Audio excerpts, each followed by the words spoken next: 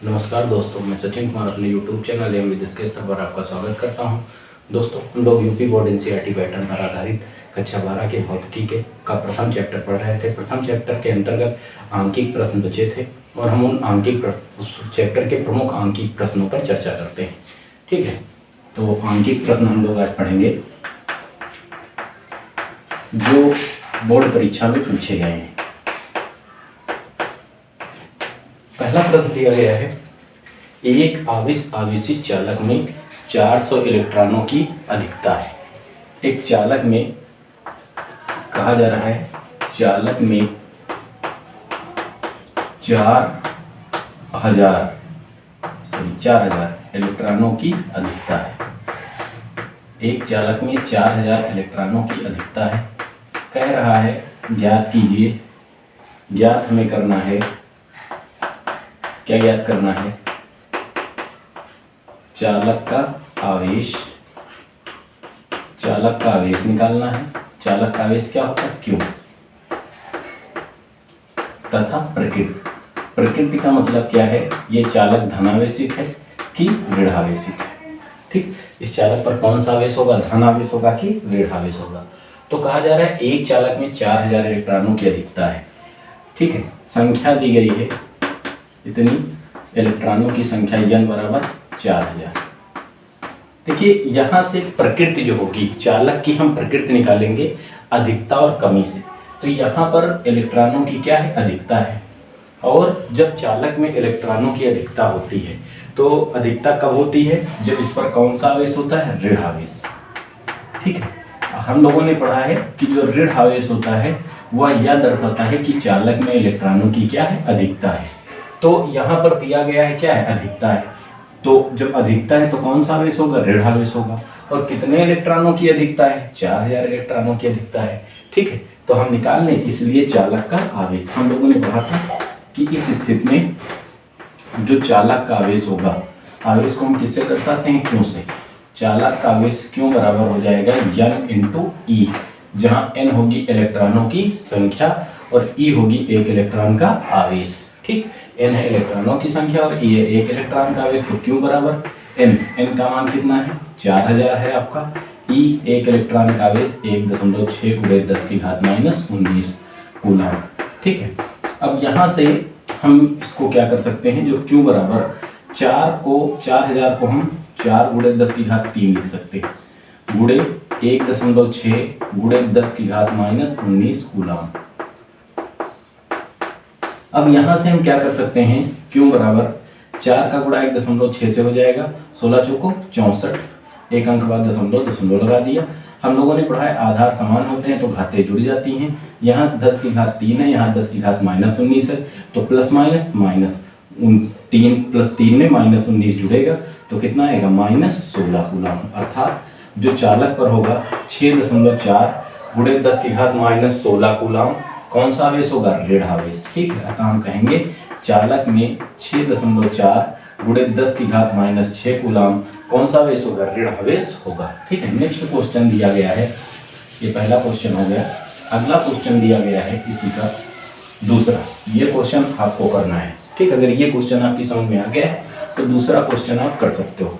Question number 2 दिया है, एक चालक में 1 कूलम का ऋण आवेश हो। चालक का आवेश दिया गया आपकी बार, चालक का आवेश क्यों बराबर? चालक का आवेश क्यों बराबर? 1 कूलम। और कौन सा आवेश है? ऋण आवेश। अभी हमने बताया कि ऋण आवेश चालक में क्या दर्शाता है? अधिकता को दर्शाता है। तो एक चालक का आवेश क्यों बराबर 1 कूलम है? कौन सा आवेश है? ऋण आवेश है। निकालना है, क्या निकालना है? कह रहा है चालक में कितने इलेक्ट्रॉनों की अधिकता है या कमी है। तो चालक पर कौन सा आवेश है? ऋण आवेश। तो ऋण आवेश क्या दर्शाता है? अधिकता को दर्शाता है। अतः हम कह सकते हैं चालक में इलेक्ट्रॉनों की क्या होगी? अधिकता होगी। और कितने इलेक्ट्रॉनों की अधिकता होगी? अर्थात हमें n का मान निकालना है। ठीक, फिर वही फार्मूला लगाएंगे, अभी हमने आपको पढ़ाया है कि चालक का आवेश q बराबर कितना होता है? n e। n इलेक्ट्रॉन की संख्या, e इलेक्ट्रॉन का आवेश, और इलेक्ट्रॉन का आवेश होता है 1.6 × 10⁻⁻19 कूलम। तो इस फार्मूले की सहायता से आप जो है यहाँ से चालक आवेश ज्ञात कर सकते हो। ओके, इसका आंसर आप हमें कमेंट बॉक्स में देंगे। नेक्स्ट क्वेश्चन दिया गया है, थर्ड क्वेश्चन, कि 7n14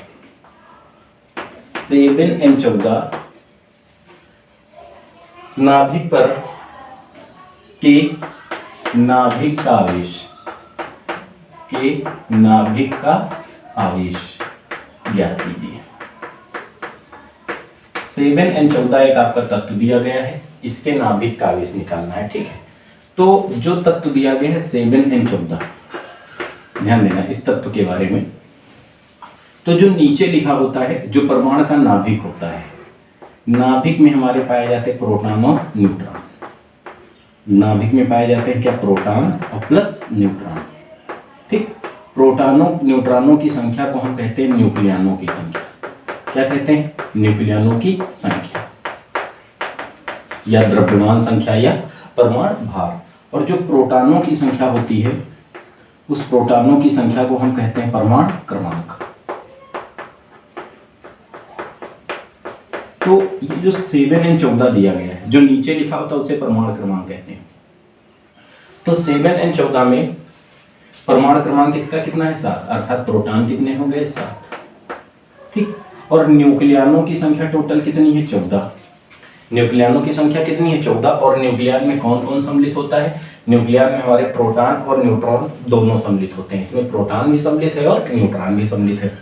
तो इसमें देखिए, अब वो ऊपर प्रोटॉन प्लस न्यूट्रॉन दोनों है। प्रोटॉन प्लस न्यूट्रॉन बराबर कितने हो गए? 14। और इन 14 में प्रोटॉन कितने हैं? 7। तो न्यूट्रॉन भी कितने हो जाएंगे? 7। बात समझ में? नीचे हमने पहले निकाल लिया परमाणु क्रमांक 7 है, तो परमाणु क्रमांक किसकी संख्या को दर्शाता है? प्रोटॉनों की संख्या को। तो प्रोटॉन कितने हो गए? 7। अब ऊपर जो है, ऊपर जो लिखा होता है इसे द्रव्यमान संख्या, न्यूक्लियन संख्या, परमाणु भार कहते हैं।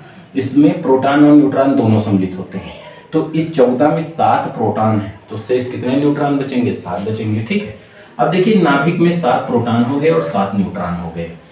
प्रोटॉन पर हमारा धन आवेश होता है। प्रोटॉन पर कौन सा आवेश होता है? धन आवेश। और न्यूट्रॉन उदासीन होता है, अर्थात इस पर कोई आवेश नहीं होता है। तो प्रोटॉन पर धन आवेश होता है और न्यूट्रॉन पर कोई आवेश नहीं होता, अर्थात न्यूट्रॉन कैसा होता है? उदासीन होता है। तो यहाँ से अगर देखा जाए तो इसका मतलब है नाभिक के आवेश के लिए कौन उत्तरदायी होता है? प्रोटॉन। नाभिक के आवेश के लिए कौन उत्तरदायी होगा? प्रोटॉन उत्तरदायी होगा। तो कितने प्रोटॉन है इसमें? 7। ठीक, तो यहाँ से 7n14 के नाभिक के लिए कौन उत्तरदायी होगा? प्रोटॉन। और प्रोटॉनों की संख्या n बराबर कितनी है? 7। प्रोटॉनों की संख्या 7। और प्रोटॉन का जो आवेश होता है E बराबर इलेक्ट्रॉन के आवेश के बराबर 1.6 × 10⁻⁻19 कूलम होता है। ठीक, अब हम वही निकालेंगे, क्योंकि प्रोटॉन और इलेक्ट्रॉन के आवेश आपस में बराबर होते हैं। फर्क कितना होता है कि इलेक्ट्रॉन धनावेशित होता है, प्रोटॉन धनावेशित होता है और इलेक्ट्रॉन ऋणावेशित होता है। तो यहाँ से अगर हम इस नाभिक का आवेश निकालेंगे तो क्यों बराबर हम यानी E लिखेंगे, जहाँ n हो जाएगी इलेक्ट्रॉनों की संख्या और E हो जाएगी n हो जाएगी इलेक्ट्रॉन या प्रोटॉनों की संख्या और E हो जाएगी इलेक्ट्रॉन या प्रोटॉन का आवेश। अब इस पर रख देंगे। इसका भी आप आंसर हमें, तीसरे क्वेश्चन का भी आंसर आप हमें कमेंट बॉक्स में देंगे कि इसमें कितना आंसर आएगा। ठीक है, 2 क्वेश्चन आपके होमवर्क हो गए। चौथा क्वेश्चन हम पढ़ते हैं इसी कड़ी में। चौथा प्रश्न दिया गया है कि 2 प्रोटॉनों के बीच की दूरी दी गई है। 2 प्रोटॉनों के बीच की दूरी, 2 प्रोटॉनों के बीच की दूरी, दूरी को हम किससे दर्शाते हैं? यहाँ से r से। 2 प्रोटॉनों के बीच की दूरी जो है r बराबर 4 × 10⁻⁻15 मीटर है। 2 प्रोटॉनों के बीच की दूरी r बराबर कितनी है? 4 × 10⁻⁻15 मीटर है।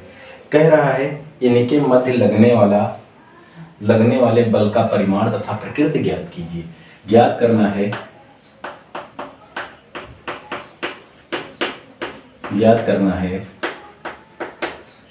इनके मध्य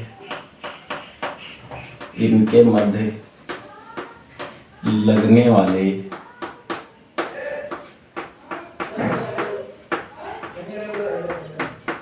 बल का परिमाण,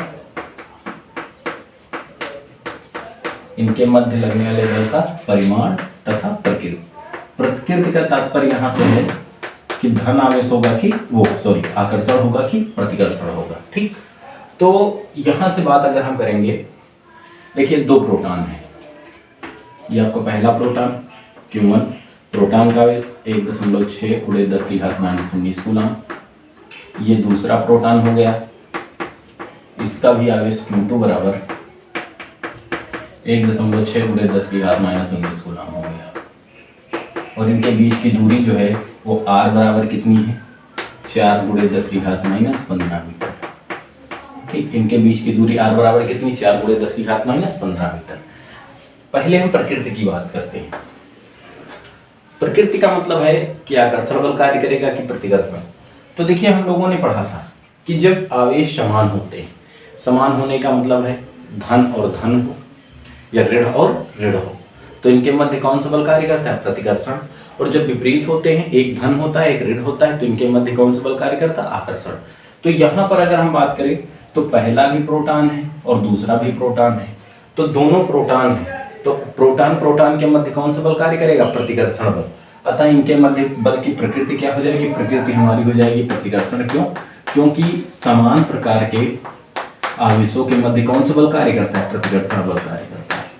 ठीक, अब बल का हम इस बल का मान निकालेंगे, तो बल F बराबर कितना होता है, 1/4πε0 Q1 Q2/r²। ठीक, F बराबर के माध्यम का परावैद्युतांक वायु मान लिया, तो K बराबर 1। ठीक, कुछ नहीं दिया तो 1 मान लेते हैं। F बराबर 1/4πε0, Q1 का मान 1.6 × 10⁻⁻19, Q2 का मान 1.6 × 10⁻⁻19, इनके बीच की दूरी r का मान कितना है, 4 × 10⁻15, तो दूरी का होल स्क्वायर होता है, इसका होल स्क्वायर कर देंगे। ठीक, जो 1/4πε0 होता है, इस पूरे का मान 9 × 10⁻9 होता है। F बराबर इसके स्थान पर हम लिख सकते हैं 9 × 10⁻9 गुणे 1.6 गुणे 1.6, यहाँ पर आधार समान है, घातें जुड़ेंगी, माइनस माइनस प्लस, तो -19 -19 10⁻31 बटे। यहाँ ध्यान देंगे भाई, यहाँ पर इस पूरे पर स्क्वायर लगा है, तो ब्रैकेट ओपन होगा तो ये स्क्वायर 4 पर आएगा, 4 का स्क्वायर 16, और दोहरी घातों का गुणा हो जाता है, 15 दूना -30। ठीक, देखो इसको अगर हम काट दें तो 16 एकम 16.1 आएगा, -30 ऊपर जाएगा, तो ये आपका टोटल बचेगा। F बराबर गुणा कर लो, 16 9 ये 144 गुणे 0.1, एक अंक बाद दशमलव लगा दिया, ये 10⁻9, 10⁻38 और 10⁻30 ऊपर जाएगा, +30 हो जाएगा।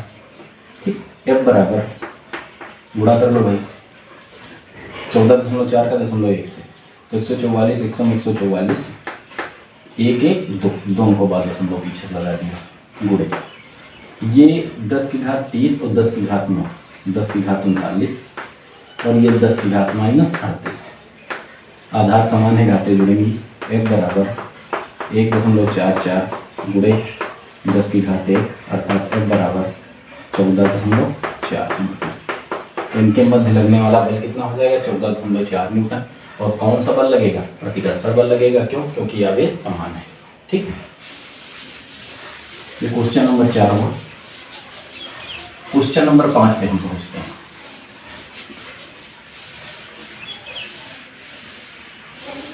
क्वेश्चन नंबर 5 दिया है, दो बिंदु आवेश को वायु में एक निश्चित दूरी पर रखने पर 80 न्यूटन का बल कार्य करता है।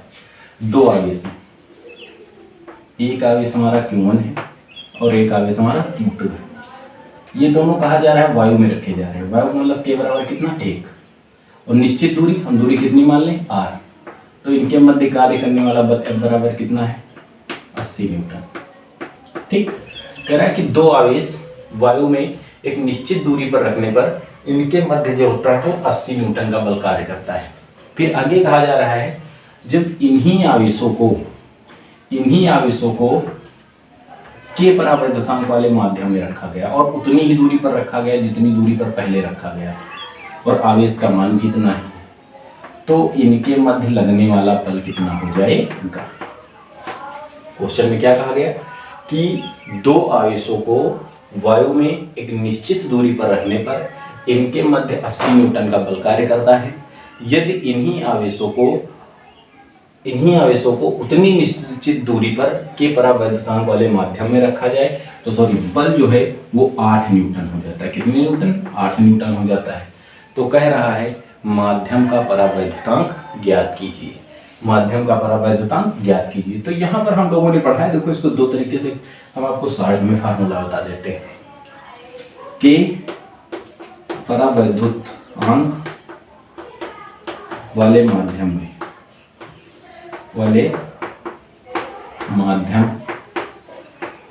में लगने वाला बल बराबर के परावैद्युतांक वाले माध्यम में लगने वाला बल एफ डैश बराबर वायु में आवेशों के मध्य लगने वाला बल। अगर दूरी और आवेश में कोई परिवर्तन नहीं होगा तब आप ये फार्मूला लगाएंगे, अगर दूरी और आवेश में परिवर्तन हो जाएगा तब ये फार्मूला फिर वहां पर कार्य नहीं करेगा। यहाँ पर दूरी और आवेश में कोई परिवर्तन नहीं हो रहा है, केवल इनके बीच के माध्यम में परिवर्तन हो रहा है। तो के परावैद्युतांक वाले माध्यम में दोनों आवेशों के मध्य लगने वाला बल बराबर एफ डैश बराबर वायु में आवेशों के मध्य लगने वाला बल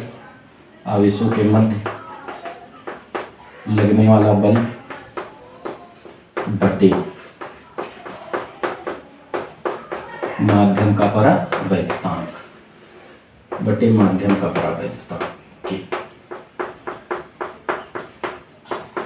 ये कहाँ से फार्मूला निकला है? तो ये आपको हमने बताया था कि F जो होता है वो व्युत्क्रमानुपाती 1/k, अर्थात K का मान बढ़ेगा तो F का मान क्या होगा? घटेगा। ठीक, वहां से निकाला गया है।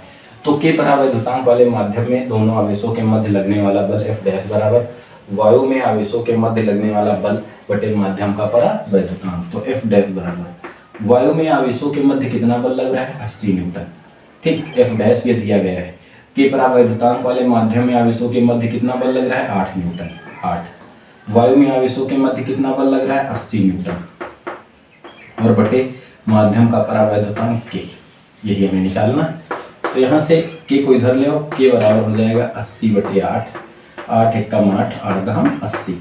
तो के बराबर कितना आ जाएगा? 10। परावैद्युतांक का कोई मात्रक और कोई भी मान नहीं होती है, अर्थात माध्यम का परावैद्युतांक के बराबर कितना हो जाएगा? 10 हो जाएगा। ठीक, तो आप इसको ऐसे लगा सकते हो कि F अनुक्रमानुपाती 1/k से अगर फार्मूला नहीं आपको पता है तो इसको हम फार्मूले में लिख सकते हैं F1/F2 बराबर K2/K1 करके, इसी फार्मूले को। देखो जब यहाँ F था अंश में तो K कहाँ था? हर में। जब यहाँ F1 अंश में होगा तो K1 कहाँ होगा? हर में। जब F2 आपका हर में होगा तो K2 कहाँ होगा? अंश में। ठीक, तो के परावैद्युतांक वाले माध्यम में लगने वाला बल F डैश बराबर वायु में आवेशों के मध्य लगने वाला बल बटे माध्यम का परावैद्युतांक के। तो ये 8 न्यूटन, ये 80 न्यूटन बटे के, तो ये के का मान कितना आ जाएगा? 10 आ जाएगा।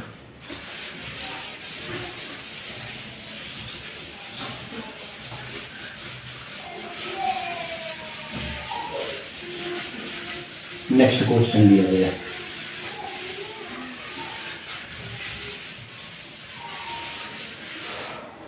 नेक्स्ट क्वेश्चन दिया गया है एक 92U238 परमाणु, एक परमाणु दिया गया है 92U238। ठीक है, कह रहा है एक 92U238 परमाणु अल्फा कण उत्सर्जित करता है। कौन सा कण उत्सर्जित करता है? अल्फा कण। हमने कल आपको बताया था कि अल्फा कण का मतलब होता है, जब अल्फा कण निकलता है तो अल्फा कण जो होता है परमाणु के नाभिक से उत्सर्जित होने वाला हीलियम नाभिक होता है। अर्थात जब किसी तत्व से अल्फा कण निकलता है तो उसके परमाणु क्रमांक में 2 की कमी और परमाणु भार में 4 की कमी हो जाती है।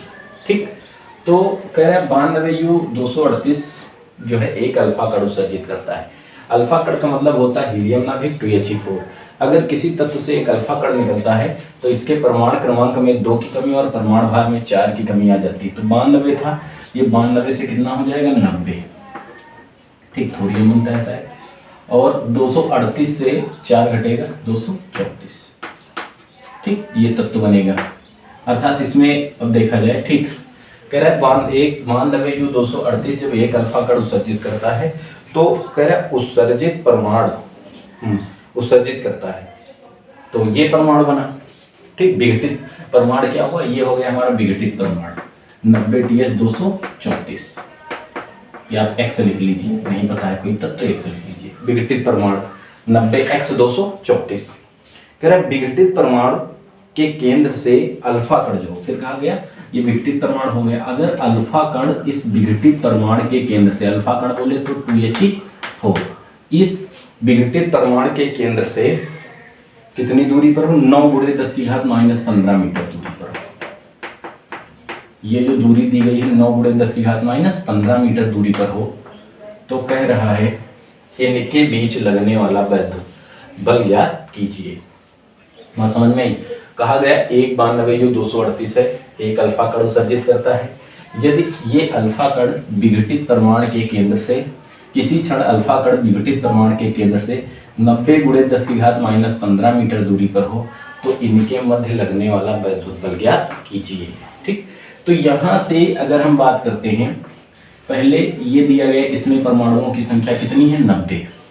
तो हमने पढ़ा है पहला आवेश मान लेते हैं, ये हो जाएगा आपका परमाणु क्रमांक, और परमाणु क्रमांक दर्शाता है प्रोटॉनों की संख्या को। और किसी तत्व में जितने नाभिक में जितने प्रोटॉन होते हैं, नाभिक के बाहर उतने ही इलेक्ट्रॉन होते हैं। तो चाहे इसको प्रोटॉनों का आवेश मान ले, चाहे इलेक्ट्रॉनों का। तो Q1 बराबर, हम लोगों ने पढ़ा Q बराबर Ne होता है, जहाँ N होती है संख्या, E होता है आवेश, चाहे प्रोटॉन का ले लो चाहे इलेक्ट्रॉन का ले लो। तो Q1 बराबर N यहाँ से Ne, अर्थात पहली कंडीशन में Q1, N1 का मान कितना हो गया, 90। ठीक, 90 हो गया। N2 का मान यहाँ पर देखो 2He4 में N2 का मान कितना हो गया, 2। ठीक, यही मैं जो नीचे लिखा होता है यही परमाणु क्रमांक होता है, ये प्रोटॉनों की संख्या को दर्शाती है, प्रोटॉन इलेक्ट्रॉनों की संख्या के बराबर होते हैं।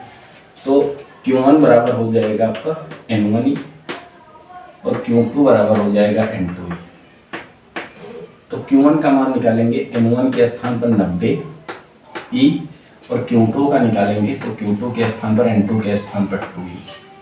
ठीक, इनके बीच की दूरी कितनी है, 9 × 10⁻⁻15 मीटर। इनके बीच की दूरी कितनी, 9 × 10⁻⁻15 मीटर।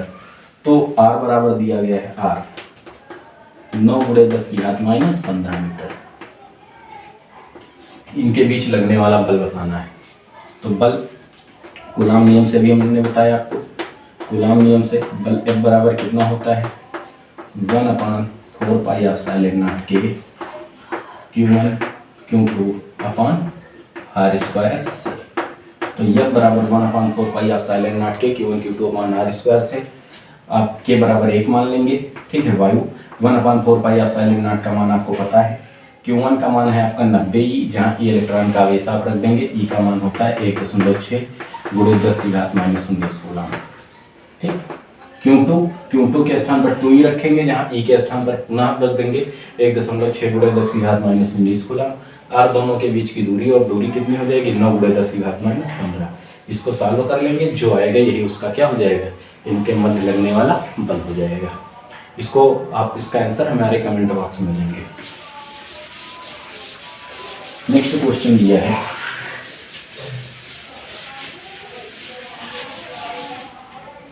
क्वेश्चन नंबर 7, कह रहा है शुद्ध जल का परावैद्युतांक 81। शुद्ध जल जो है, शुद्ध जल का परावैद्युतांक,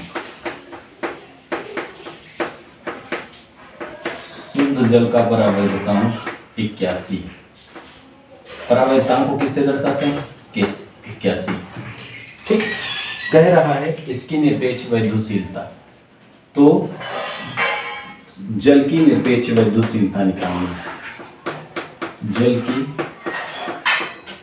निरपेक्ष वैद्युतशीलता,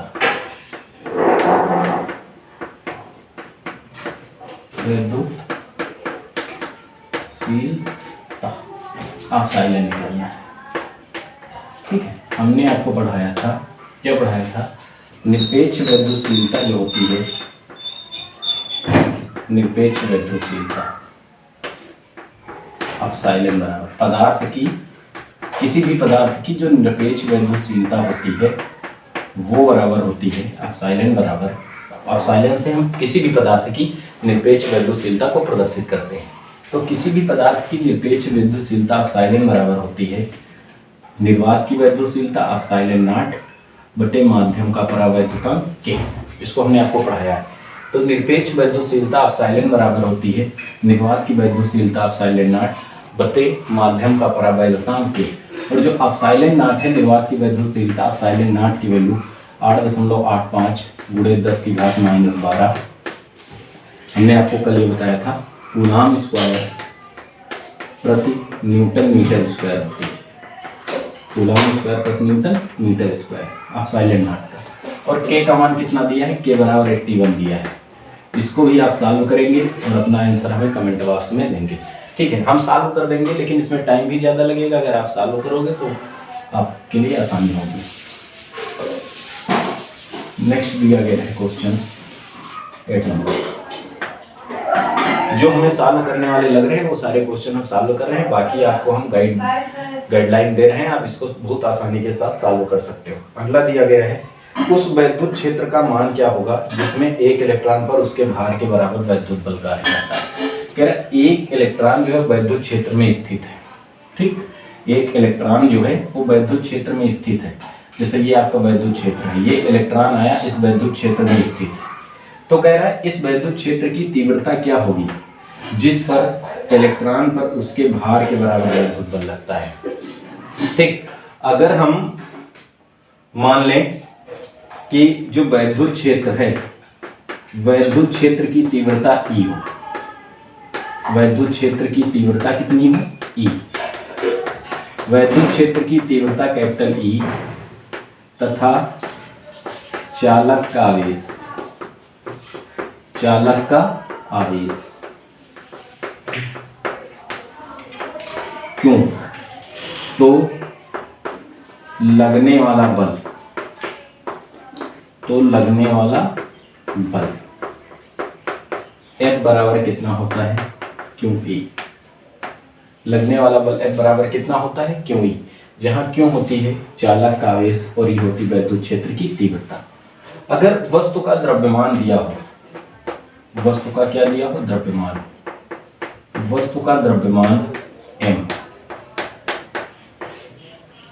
हो तो वस्तु का भार होता है, तो वस्तु का भार W बराबर हो जाता है mg। W बराबर कितना हो जाता है, mg, जहां m है द्रव्यमान और g है वृत्तीय त्वरण। क्वेश्चन कह रहा है, क्वेश्चन में कह रहा है उस वैद्युत क्षेत्र का मान बताओ, उस वैद्युत क्षेत्र का मान ज्ञात कीजिए, का मान ज्ञात कीजिए जिस पर, ज्ञात कीजिए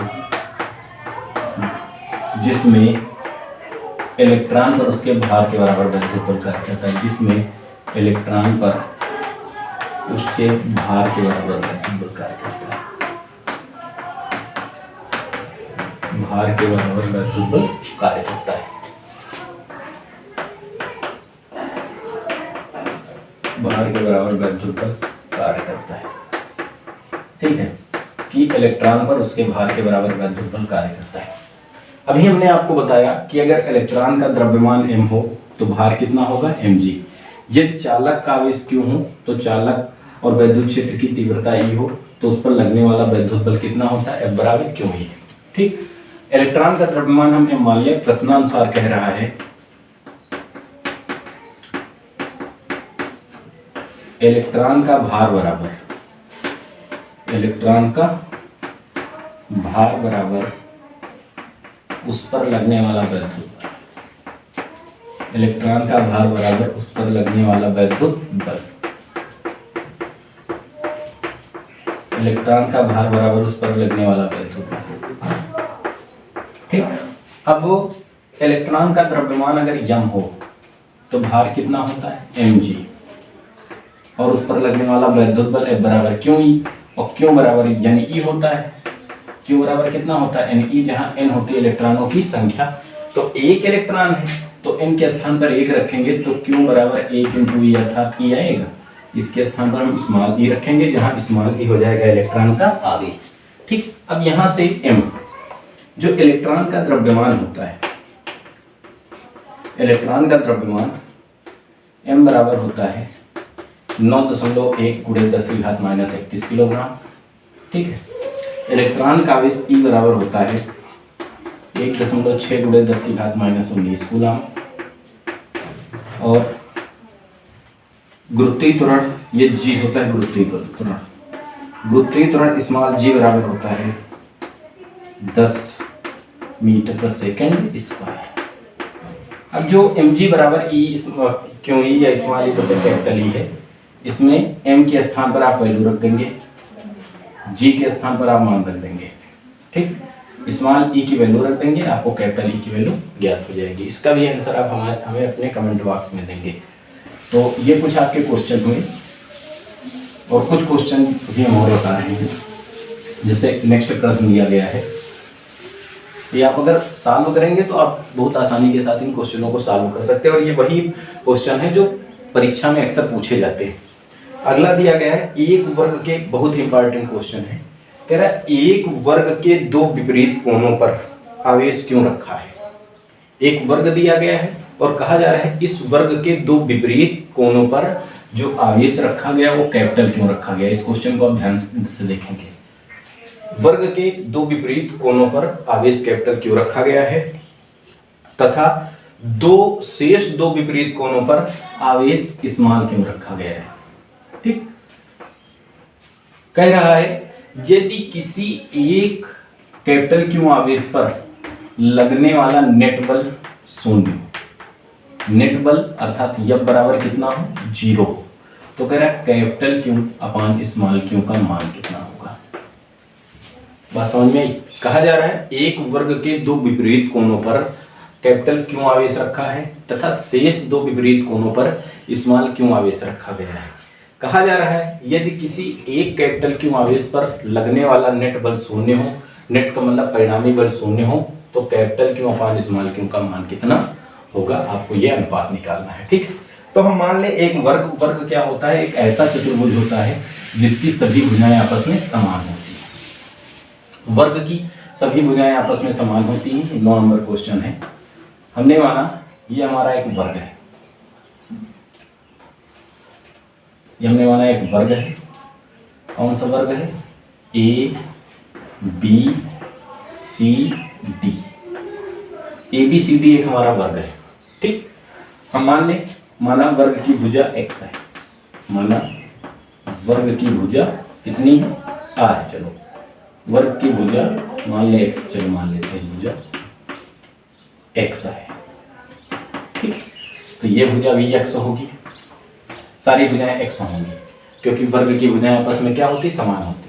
अब वो कहा जा रहा है वर्ग के दो विपरीत कोने पर, जैसे एक कोना a है, ठीक, ये a है, a पर इन्होंने कहा क्यों आवेश रखा है कैपिटल क्यू, और इसका विपरीत c होगा, यहाँ पर कैपिटल क्यू आवेश रखा है। तो शेष दो हैं बचे कौन कौन से, b और c, इस पर स्मॉल क्यू, इस पर स्मॉल क्यू रखा है। ठीक, तो ये बात हुई, अर्थात Q1 बराबर कैपिटल क्यू, Q2 बराबर स्मॉल क्यू, Q3 बराबर कैपिटल क्यू और Q4 बराबर स्मॉल क्यू। कह रहे इसमें एक आवेश कैपिटल क्यू पर लगने वाला नेट बल कितना है, 0। हम मान लें प्रश्नानुसार दिया गया है, प्रश्नानुसार बिंदु ए पर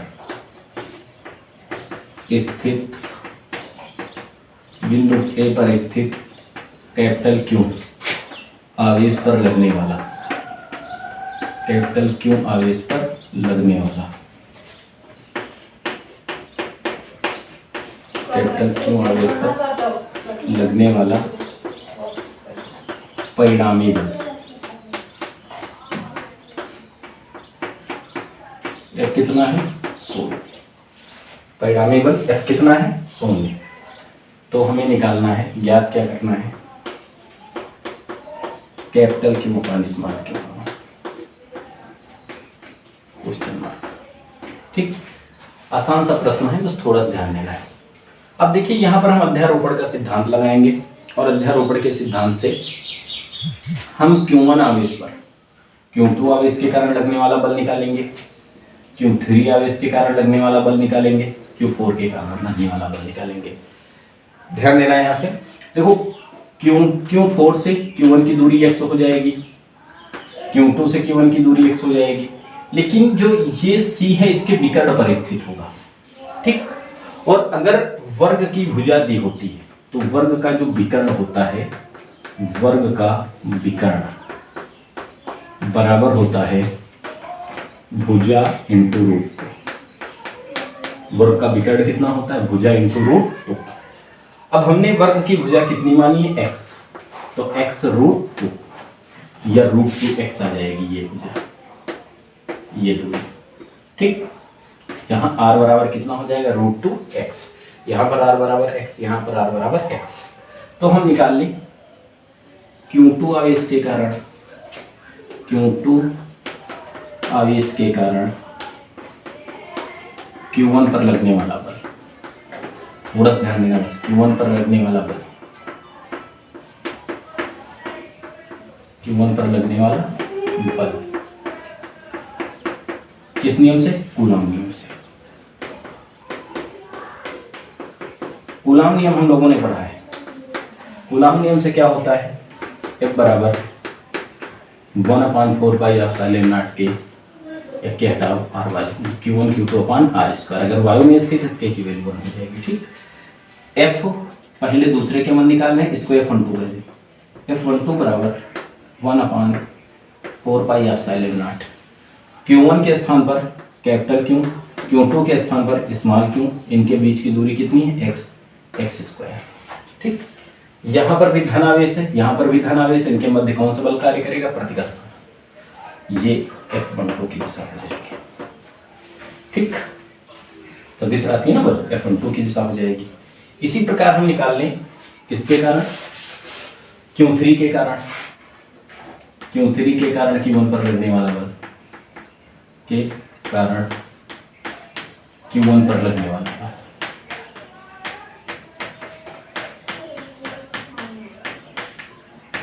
इसको F13 कह सकते हैं। F13 बराबर, नहीं सॉरी 3 नहीं 4 है, 4 के कारण निकाल, चलो 3 के कारण निकाल लेते हैं।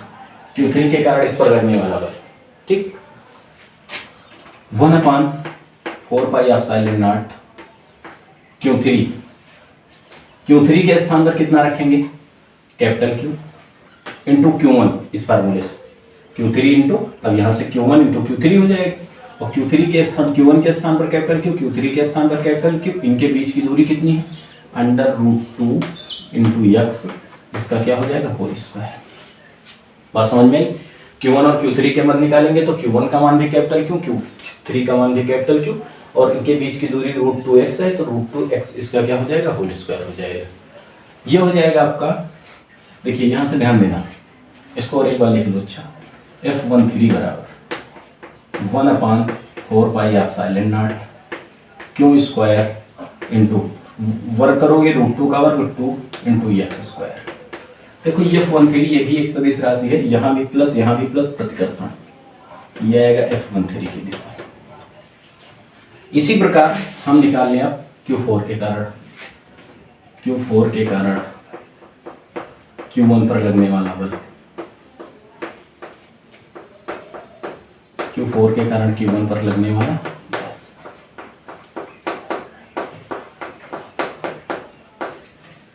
F14 बराबर 1/4 पाई एप्सिलॉन नॉट। ठीक, देखो भैया Q1 के स्थान पर कैपिटल Q, 4 के स्थान पर स्मॉल q, बीच की दूरी x स्क्वायर, x तो दूरी x स्क्वायर कूलॉम नियम से आ जाएगा, ये दिशा हो जाएगी F14। अब देखिए यहाँ ध्यान देना, सब एक ही दिशा में होते तो परिणामी योग के बराबर, विपरीत दिशा में होते परिणामी अंतर के बराबर आ जाता। लेकिन यहाँ पर अगर F2 F14 देखा जाए तो ये लंबवत, और ये इनके साथ 45 डिग्री पर है, ये मध्य इसका विभाजन कर रहा है, तो ये अर्धक हो जाएगा F12 F14 का, तो ये आएगा आपका 45 डिग्री, ये कोण भी आपका आएगा कितना 45 डिग्री। अगर इसका वियोजन करेंगे तो ये इसके सापेक्ष, ये cos 45 ये cos 45, ठीक। इसलिए हम परिणामी जब निकालेंगे, इसलिए क्यों पर परिणामी, इसलिए ए पर परिणामी विभव, परिणामी विभव F बराबर F12 cos 45 प्लस F14 इसके साथ कितने डिग्री पर, 45 डिग्री पर है, cos 45। ये जब इसका वियोजन करेंगे आप तो ये आपकी cos 45 आएगी इसी डायरेक्शन में, यहाँ से नंबर डाल के, ठीक है। cos 45 प्लस F13, ठीक। परिणामी बल F बराबर कितना दिया गया है, परिणामी बल F बराबर 0 दिया गया है, ये हो जाएगा 0। F12 की वैल्यू रख दो, F12 अब वो चलो वैल्यू रख देते हैं। F12 के स्थान पर 1/4 पाई एप्सिलॉन नॉट कितना है F12, कैपिटल क्यों स्मॉल क्यों x स्क्वायर का 45 का मान 1/2, ठीक, प्लस F14 की वैल्यू 1/4 पाई एप्सिलॉन नॉट, ठीक।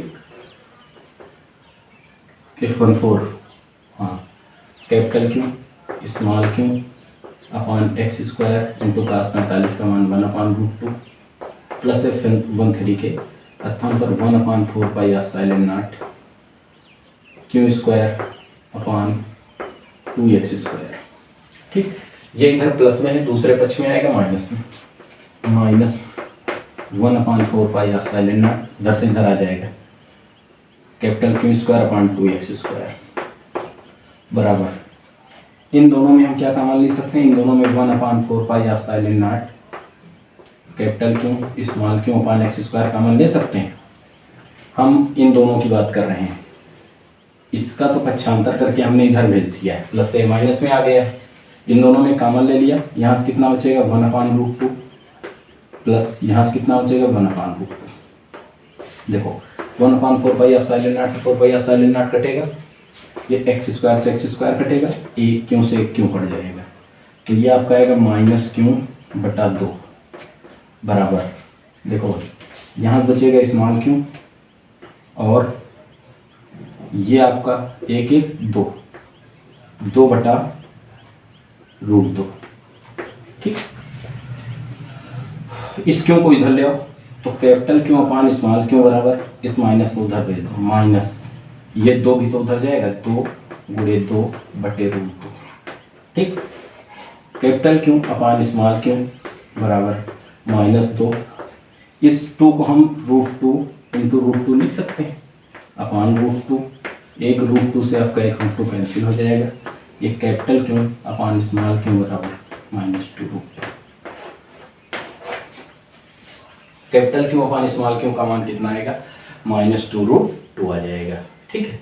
इसको आप एक बार ध्यान से देखेंगे, बहुत ही आसान सा क्वेश्चन है, आप इसको आसानी के साथ सॉल्व कर सकते हो।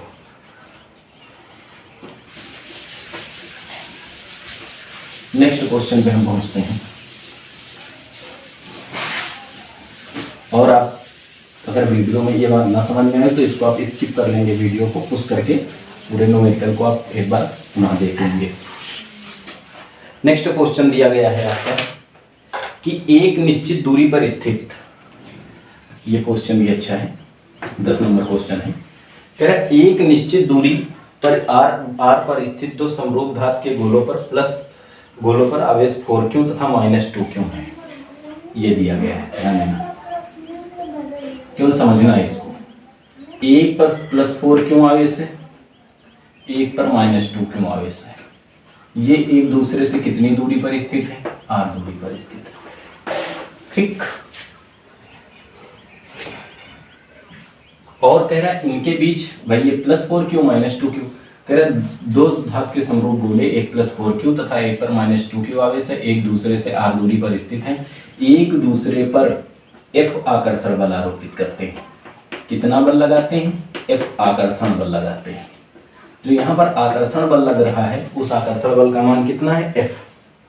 यदि दोनों आवेशों को स्पर्श करा के, कह रहा है यदि दोनों आवेशों को पुनः स्पर्श कराया जाए और स्पर्श करा के पुनः इतनी दूरी पर रखा जाए तो इनके बीच लगने वाला बल कितना हो जाएगा। तो देखिए ध्यान दो, यहाँ से Q1 बराबर 4Q और Q2 बराबर -2Q। केवल हमने आपको बताया था कि जो सदिश राशियां होती है, सदिश राशियों में चिन्ह केवल दिशा बताता है। यहाँ पर ये बता रहा है ये धन आवेश है, ये ऋण आवेश है, विपरीत प्रकार के आवेश है, इनके मध्य कौन सा बल कार्य कर रहा है, आकर्षण, वो बताया है इसमें। तो इन आवेशों के मध्य लगने वाला बल निकाल ले भाई, कूलॉम नियम से आवेशों के मध्य लगने वाला बल के मध्य F बल लग रहा है, मध्य लगने वाला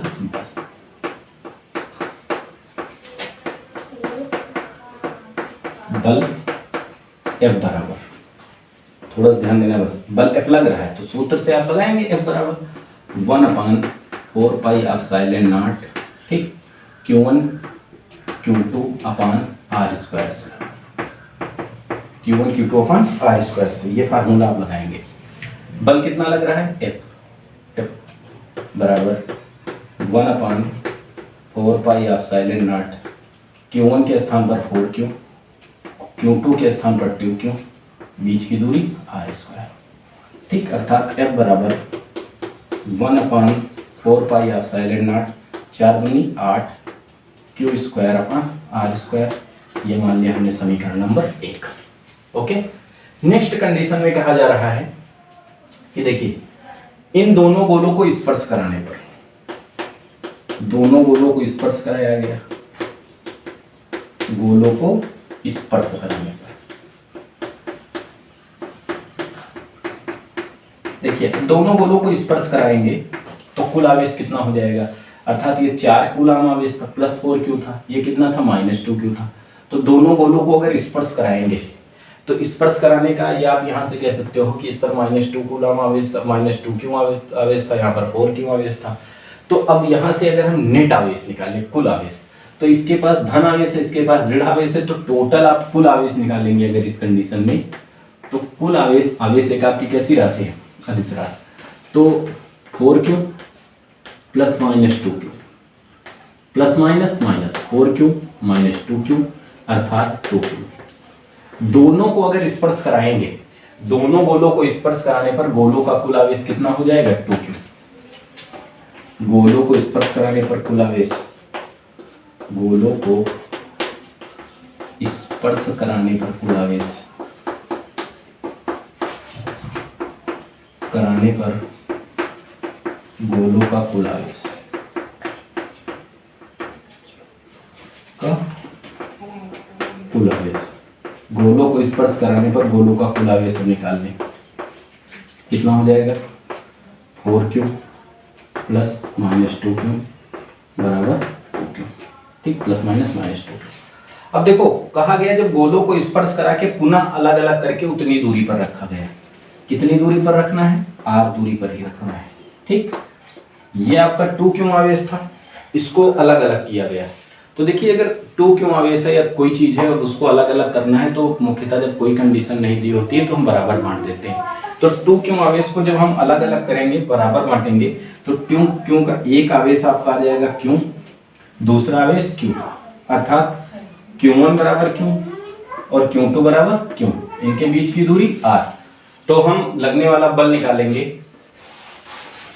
तो बल यहां से निकाल लें, इस स्थिति में लगने वाला बल, लगने वाला बल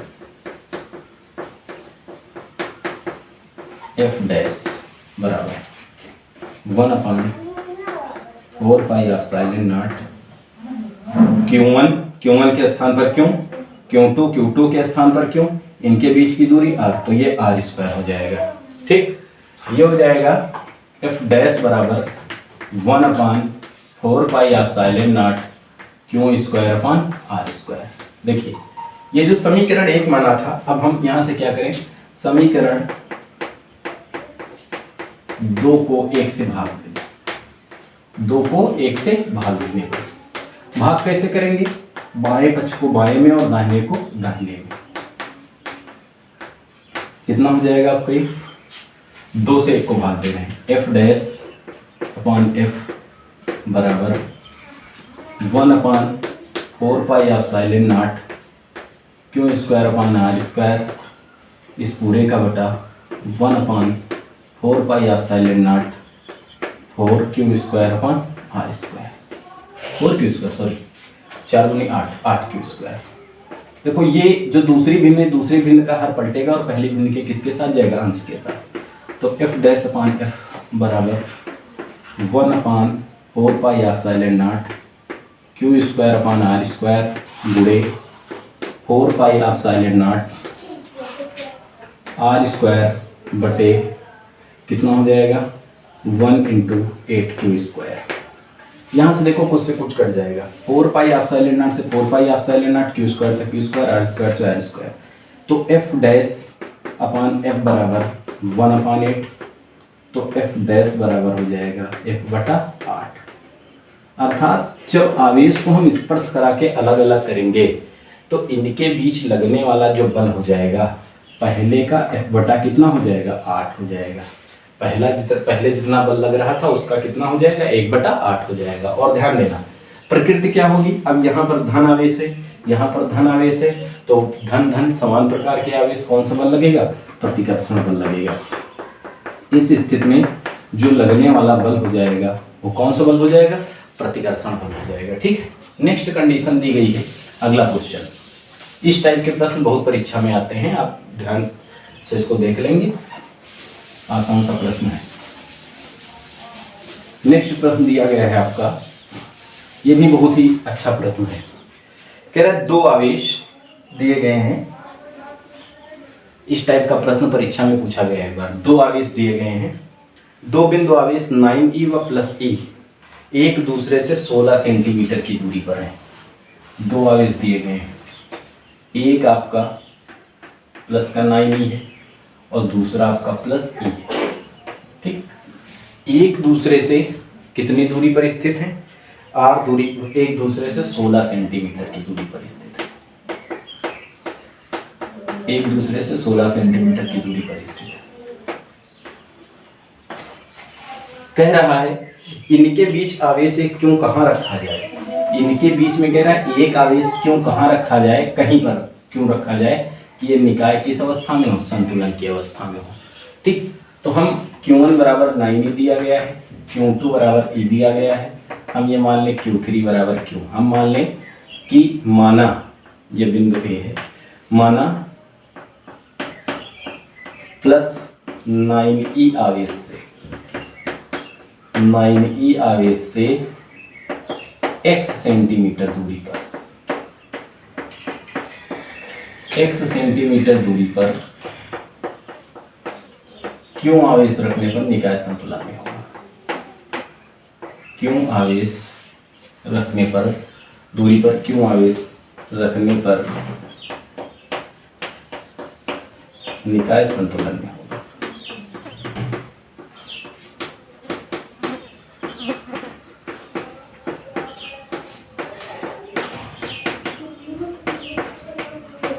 अब इसको 2 तरीके से कर सकते हो, एक तो आप तीव्रता के फार्मूले से निकाल सकते हो, एक आप बल के फार्मूले से निकाल सकते हो। ठीक, हमने इससे पहले एक बहुविकल्पी भी कल चालू किया था, उसमें हमने बल की सहायता से निकाला था, Q डैश की शायद वैल्यू निकालनी थी, लेकिन यहाँ पर हम आपको तीव्रता के माध्यम से निकालना बताएंगे, क्योंकि अगला जब चैप्टर आता है तो उसमें इसी पर दे दिया होता है, इसमें विभव भी निकालना होता है, किसी बिंदु पर तीव्रता भी निकालनी होती है, तो हम इसको तीव्रता के माध्यम से निकालेंगे। देखिए तीव्रता के लिए निकालने के लिए 2 चीज़ें ध्यान रखनी है। सबसे पहली बात कि जैसे 2 आवेश दे दिए गए, ठीक, हम बिंदु की बात करते हैं, बिंदु कहाँ मानते हैं, जैसे दोनों आवेश अगर समान प्रकार के होंगे, ठीक है, दोनों आवेश अगर समान प्रकार के होंगे तो इस कंडीशन में जो बिंदु होता है, इसमें तो खैर कह दिया गया इनके बीच में है, अभी कहीं दूसरे अगला जो चैप्टर आएगा उसमें क्वेश्चन दूसरी टाइप से होगा। तो इसमें ये ध्यान देना है कि जैसे ये प्लस क्यों है और ये प्लस क्यों है, इनके बीच आपका देखिए दोनों समान प्रकार के आवेश हैं, तो समान प्रकार के आवेशों के मध्य प्रतिकर्षण बल कार्य करता है।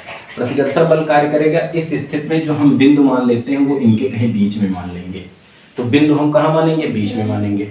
इसी कंडीशन में अगर एक आपका धन आवेश होता और एक आपका ऋण आवेश होता, एक धन आवेश होता और ऋण आवेश होता। तो इस स्थिति में जो हम बिंदु मानते हैं, तो वो बिंदु हम मानते हैं बाहर, चाहे इस तरफ बाहर माने और चाहे इस तरफ बाहर माने, क्योंकि इनके मध्य आकर्षण होगा तो बीच में तीव्रता शून्य नहीं हो सकती। तो बाहर बिंदु मानते हैं। अब बाहर देखिए हम किसकी तरफ मानते हैं, ये भी इसमें ध्यान देना है। तो जैसे परिमाण पर वो डिपेंड करता है, किस पर, परिमाण पर। जैसे 5 + 5 हो गया, ये 10 हो गया, ठीक। तो परिमाण किसका कम है, 5 का, तो बिंदु इस तरफ मानेंगे, ठीक है। अगर परिमाण इसका कम होता तो फिर इस तरफ मानते हैं। ये बात की बात है। चलो अगले क्वेश्चन उसमें देखेंगे। तो यहाँ पर निकाय किस अवस्था में, संतुलन में होगा, अर्थात ये आपके केंद्रीय बल है। हमने आपको बताया था केंद्रीय बल की स्थिति। तो केंद्रीय बल की स्थिति में हमने कहा था कि केंद्रीय बल होते हैं, अर्थात पहले आवेश द्वारा दूसरे आवेश पर आरोपित बल का मान जो होता है दूसरे आवेश द्वारा पहले आवेश पर आरोपित बल के बराबर होता है। या आप ऐसे कर लीजिए, जैसे ये दूरी हमने x मानी, तो ये दूरी पूरी टोटल थी 16, तो ये दूरी कितनी हो जाएगी, 16 - x। चलो बल सही बता रहे हैं। तो संतुलन की अवस्था में क्या होगा, संतुलन की अवस्था में जैसे पलड़ा आप देखे हो, तराजू, संतुलित अवस्था कब होता है, जब दोनों तरफ का भार आपस में क्या होता है, समान होता है। तो संतुलन की अवस्था में Q1 द्वारा Q पर आरोपित बल, Q1 द्वारा किस पर, Q पर आरोपित जो बल होगा वो Q2 द्वारा Q पर आरोपित बल के बराबर होगा, Q2 द्वारा Q पर आरोपित बल के बराबर होगा।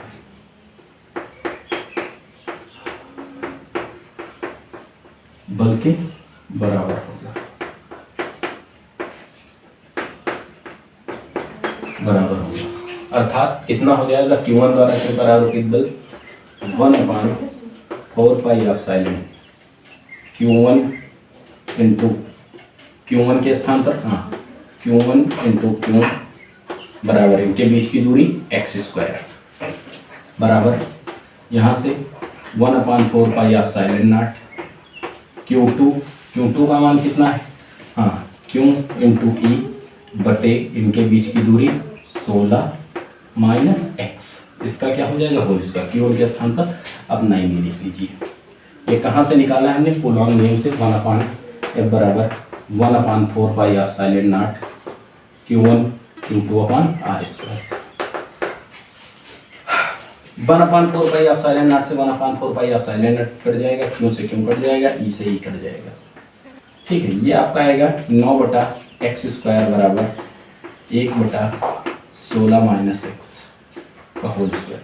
9 को हम 3 लिख सकते हैं, इस पूरे को हम 3/x का होल स्क्वायर बराबर लिख सकते हैं 1/16 - x इस पूरे का होल स्क्वायर। दोनों तरफ स्क्वायर स्क्वायर हट जाएगा, 3/x बराबर हो जाएगा 1/16 - x। क्रॉस मल्टीप्लाई कर लो, 3 ब्रैकेट में 16 - x बराबर x, गुणा 16 48 - 3x बराबर x। तो 48 से -3x उधर जाएगा, x + 4 3x, x और 3x जोड़ेंगे 4x बराबर 48, तो x बराबर 48/4 बार 4 48, तो x बराबर 12 सेंटीमीटर। अर्थात 9e आवेश से कितनी सेंटीमीटर, प्लस 9e आवेश से 12 सेंटीमीटर दूरी पर Q आवेश रखने पर निकाय संतुलन में होगा। ये यहाँ से देखा जाए Q2E से, तो 16 से आप 12 घटा देंगे, कितना आएगा, 4 सेंटीमीटर दूरी पर आप तीसरे आवेश Q को रखने पर निकाय संतुलन की अवस्था में होगा। तो ये चैप्टर 1 के आपके जो थे महत्वपूर्ण क्वेश्चन थे, अंकित प्रश्न जो परीक्षा में पूछे गए हमने आपको बता दिए हैं। अगर आपको हमारा वीडियो पसंद आया हो तो आप हमारे चैनल को लाइक सब्सक्राइब करेंगे और हमारे इस वीडियो को शेयर करेंगे।